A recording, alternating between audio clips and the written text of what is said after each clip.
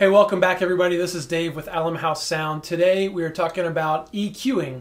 We're going to talk about the quick and dirty EQ method. This is what I teach all of my beginner engineers for sound tech. And what we are doing is trying to take the 20 seconds of a sound check that we get with each input and find typically the two most offensive frequencies and remove them. Not all the way, that's a little drastic. Just knock them down 3, 5, 6 dB, something like that, just to help clean up the overall sound of that instrument, and then you can move on to the next one.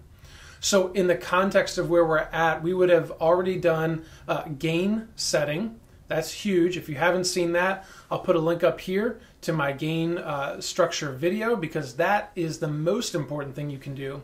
But after gain setting, we click on the low cut. We're going to take that low cut way up. We're going to make it sound really thin, but then we're going to add some body back in, okay? And then at that point, we move on to finding two EQ points that are most offensive. We are going to jack the EQ all the way up, sweep around, find the bad frequencies, turn it down, and move on. Keep in mind, when you put the frequency all the way up, everything's going to sound bad, but you got to find the one that kind of makes you twitch a little bit, you know, kind of makes your eyes start to water or your ears kind of feel like there's knives slicing at you.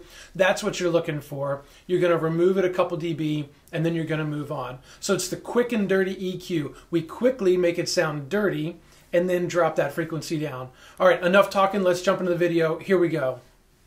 All right, so what we have here is a quick grab of multi-tracks from my service this past Sunday, and these are raw tracks. So I've got the EQs and compression and everything is turned off. These are just raw tracks. We're going to take the floor tom track and we're going to use this. I've got a little loop set up here so we can just solo it out, listen to this activity here, and hear the floor tom. We're going to do the quick and dirty EQ method. At least that's what I call it. We're going to quickly make it sound dirty, and then we're going to remove those frequencies and move on. So I'm going to add an EQ. Now your EQ would have, ideally, multiple bands. If you're in the digital realm, I'm running an M32 console, so I have 4 bands of EQ, plus I have a low cut option.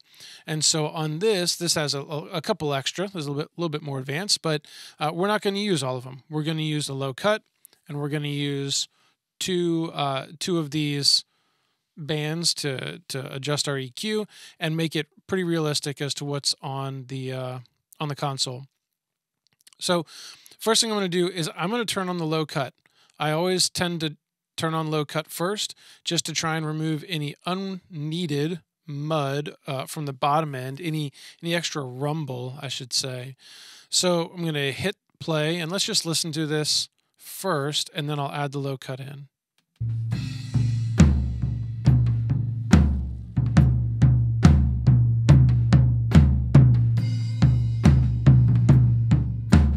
So I'm going to add low cut in.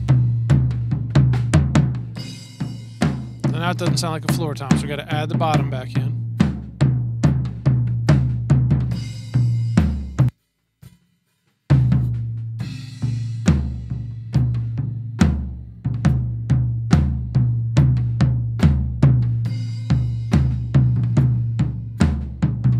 All right, so I think around the 63 hertz range.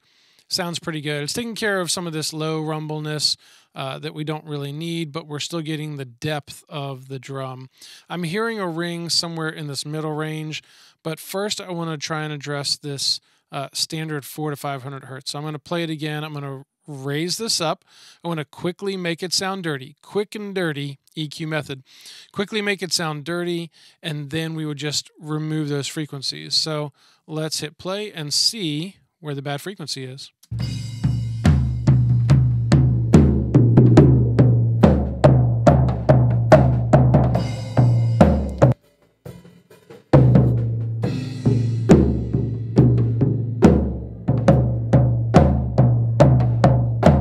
All right, this is 630 hertz. It sounds pretty rough. It's pretty standard for a drum, a floor tom, to be bad there.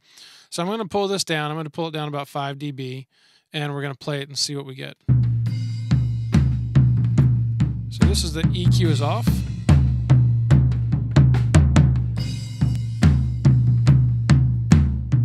EQ's on. Now I'm hearing a ring, and you might be able to see it down in this register, in this range here, in the 100 hertz range. I'm hearing a ring, and this is where, when I'm mixing front of house, I've only got 25 seconds to kind of hear this stuff and identify it pretty quick and do something about it.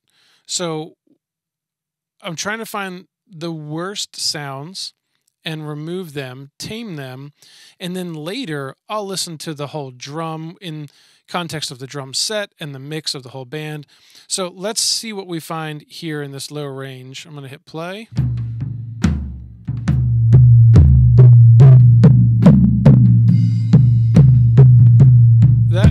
That right there, that frequency, so 118 hertz.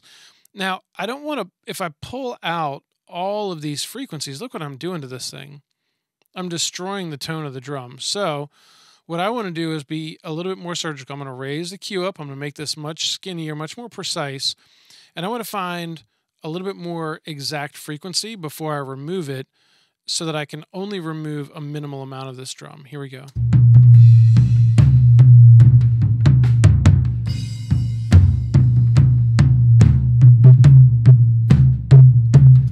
And that sounds like it right there, 130. So now I'm going to pull this down. I'm going to start with about 5 or 6 decibels, and I pull it down. And now I'm going to play it and see if we still have the depth of the drum. And we have, obviously, the attack of the drum. But I want to make sure we don't have that ring in there quite as much.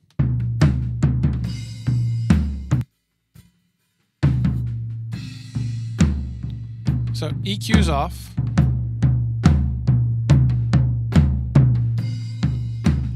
EQ's on. I'm going to pull it down even more.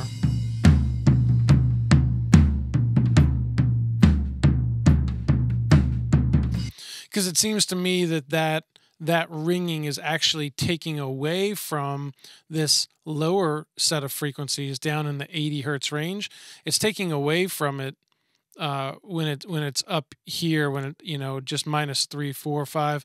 So I'm taking down to about -10 is what I did, and I would then start to check it within the context of the whole drum set and see what that overall drum set sounds like. But that's just a kind of a nasty frequency on this one mic, on this drum, on this day with this musician. So again, I'm going to turn the EQ off, see where we started, and then I'll turn it on halfway through.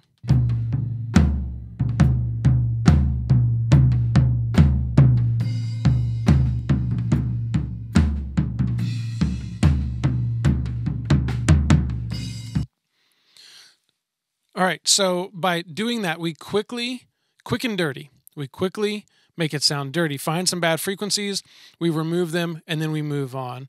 That's really the method. And again, this is a starting place for you to refine each instrument before you actually listen to them in the context of the overall mix, where you actually then will refine your EQs, set them up, and build and craft the sound that your listener will receive.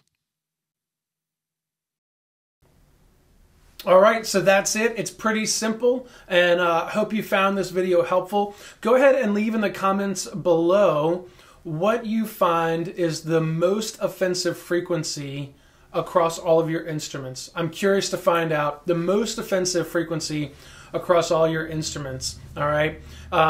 Listen, if you liked the video, hit the thumbs up on it. Go ahead and share this around. And if you have not already subscribed, hit the subscribe button, because we're putting out content to help you make your mixes better on a weekly basis. Thanks so much. We'll catch you in the next one. Peace.